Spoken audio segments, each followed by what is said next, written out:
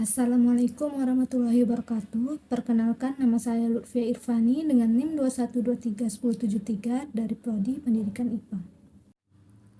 Tujuan saya membuat video ini adalah untuk memenuhi tugas proyek akhir mata kuliah Kapita Selekta IPA dengan dosen pengampu Ibu Tuti Lestari SSI MSI. Kasus yang saya angkat yaitu kasus tentang pencemaran air akibat merkuri. Kasus yang saya dapat yaitu dari sebuah berita yang bersumber dari tempo.co yang berjudul Ratusan Warga Pesawaran Lampung Keracunan Merkuri. Sebanyak 186 warga Dusun Cikantor, Desa Sinar Harapan, Kecamatan Kedondong, Kabupaten Pesawaran Lampung diduga keracunan merkuri. Merkuri masuk ke tubuh warga setelah mengonsumsi ikan yang mati mendadak di Sungai Cikantor yang tercemar. Kejadian ini bermula dari ribuan ikan di sungai tersebut tiba-tiba mengambang. Melihat ikan-ikan dalam jumlah banyak mengambang, warga kemudian berebut mengambilnya. Sebagian dimakan sendiri dan sebagian lagi dijual ke tetangga. Namun setelah makan ikan yang diambil dari sungai itu, warga mengeluh badan mereka terasa gatal, nafas sesak, dan muka terasa panas. Bahkan sebagian dari warga ada yang pingsan. Setelah mendapati banyak orang tiba-tiba sakit mendadak, puluhan warga lain langsung mencari penyebab air sungai itu tercemar. Warga sangat kaget karena kolam pengelolaan limbah perusahaan penambang emas yang berada tidak jauh dari desa mereka jebol.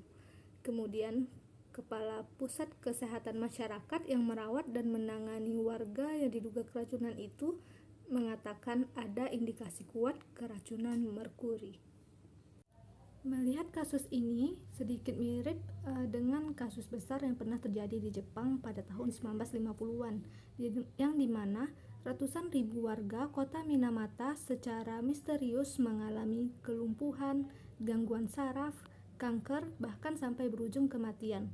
Penduduk Teluk Minamata terdampak karena mengonsumsi ikan yang sudah tercemar metil merkuri. Seluruh ikan dan hewan laut lainnya di Teluk Minamata juga sudah tercemar. Hal inilah penyebab utama penduduk mengalami gangguan pada sistem saraf. Umumnya, penduduk Minamata mengonsumsi ikan rata-rata sebanyak 3 kg per harinya, sehingga hal ini menyebabkan bioakumulasi pada penderita. Merkuri tersebut berasal dari pabrik Ciso yang telah membuang limbah industrinya yang mengandung merkuri ke laut. Nah, teman-teman, apa sih merkuri itu dan kenapa seberbahaya itu bagi tubuh kita? Merkuri merupakan salah satu unsur yang ada di tabel periodik dengan nomor atom 80 dan nomor massa 200,59. Merkuri atau dengan nama lain air raksa atau dengan bahasa Latin disebut hydrargyrum adalah jenis logam berat berbahaya dan beracun yang sangat membahayakan bagi kehidupan baik itu manusia maupun makhluk hidup lainnya karena efek negatif yang ditimbulkan sebagai akibat terkontaminasi merkuri bisa menyebabkan kematian. Selanjutnya, sifat-sifat merkuri. Yang pertama, merkuri merupakan satu-satunya logam yang pada suhu kamar berwujud cair. Yang kedua, logam murninya berwarna keperakan berupa cairan tak berbau dan mengkilap. Yang ketiga, merkuri merupakan cairan yang mudah menguap. Yang keempat, dapat melarutkan bermacam-macam logam atau alloy. Yang kelima, logam yang sangat baik untuk menghantarkan daya listrik. Dan yang keenam yaitu termasuk kategori zat yang sangat beracun. Selanjutnya yaitu pemanfaatan merkuri. Di industri diantaranya, merkuri dapat digunakan dalam pembuatan batu baterai, cat, lampu, alat-alat listrik, penambangan emas, bahan peledak, dan sebagainya. Dan di bidang kesehatan ada banyak sekali manfaatnya. Di antaranya yaitu pada termometer, tensimeter air raksa, amalgam gigi atau alat penambal gigi, dan bahkan ada yang menggunakannya untuk membuat kosmetik. Dan tentunya ini dilarang ya teman-teman, karena dapat merusak muka. Selanjutnya yaitu sumber merkuri. Merkuri di lingkungan berasal dari kegiatan manusia seperti kegiatan industri, manufaktur, kegiatan pembangkit listrik, dan sumber alam seperti aktivitas gunung berapi, pelapukan batuan, dan kerak bumi. Selanjutnya yaitu siklus merkuri di lingkungan.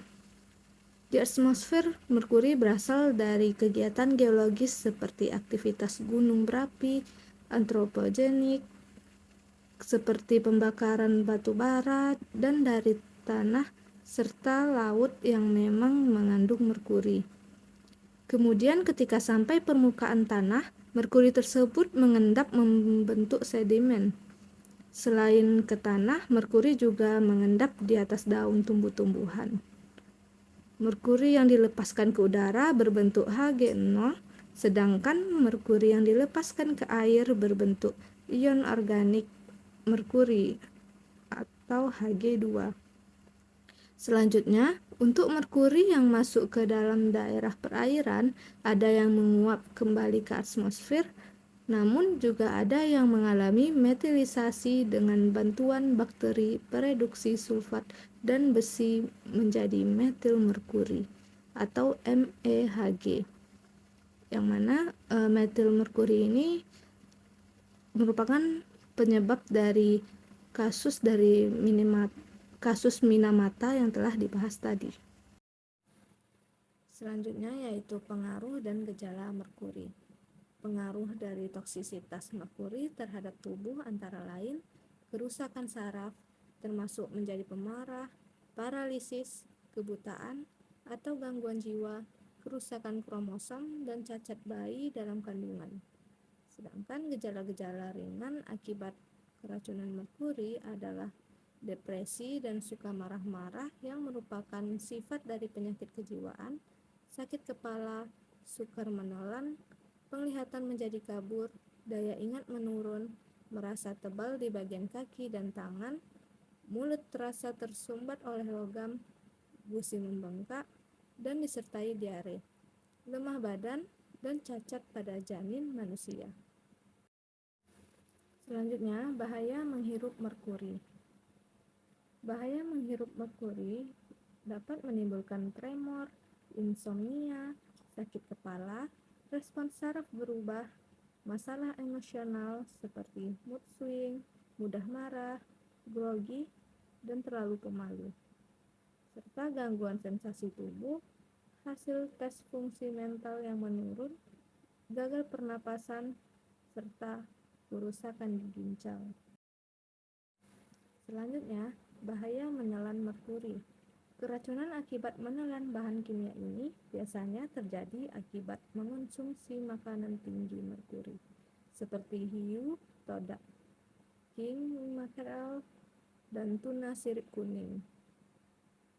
Keracunan makanan yang timbul akibat menelan logam berat ini yaitu gastritis atau radang lambung, MAH, perdarahan pada saluran cerna, diare, sembelit, muntah, peradangan mukosa rongga mulut, urin berkurang, penumpukan cairan di tubuh, mual, bingung, dan lelah. Selanjutnya, bahaya merkuri jika terkena kulit. Kontak pada kulit biasanya terjadi akibat paparan bahan kosmetik ilegal. Bahan kimia tersebut dengan mudah akan diserap kulit dan masuk ke dalam aliran darah. Memang, bahan ini bisa menghambat pembentukan pewarna kulit melanin. Hal inilah yang membuat kulit tampak putih.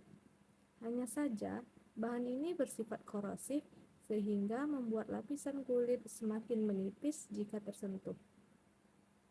Selain mengganggu sistem saraf dan ginjal, paparan logam berat pada kulit menyebabkan ruam kulit, dermatitis, kulit mengelupas, serta mati rasa dan kebas pada kaki, tangan, dan sekitar mulut. Dan yang terakhir yaitu penanggulangan tercemarnya air akibat merkuri. Yang pertama, melakukan pengolahan limbah dengan benar. Contoh salah satu metodenya yaitu fitoremediasi. Fitoremediasi adalah konsep mengolah air limbah dengan menggunakan media tanaman. Fitoremediasi adalah penggunaan tumbuhan atau pohon untuk menyisihkan atau menetralkan kontaminan, seperti yang berada dalam tanah atau air yang tercemar. Yang kedua, tidak mendirikan kawasan industri yang dekat dengan sumber air. Yang ketiga, mengurangi pemakaian merkuri. Dan yang keempat, dilakukan pengecekan berkala air limbah sebelum dibuang. Tentunya, semua langkah-langkah ini harus didasari pada kesadaran diri sendiri, baik dari pemerintah maupun masyarakatnya. Mungkin sekian yang dapat saya sampaikan. Lebih dan kurang saya mohon maaf. Wabillahi taufik wal hidayah. Wassalamualaikum warahmatullahi wabarakatuh.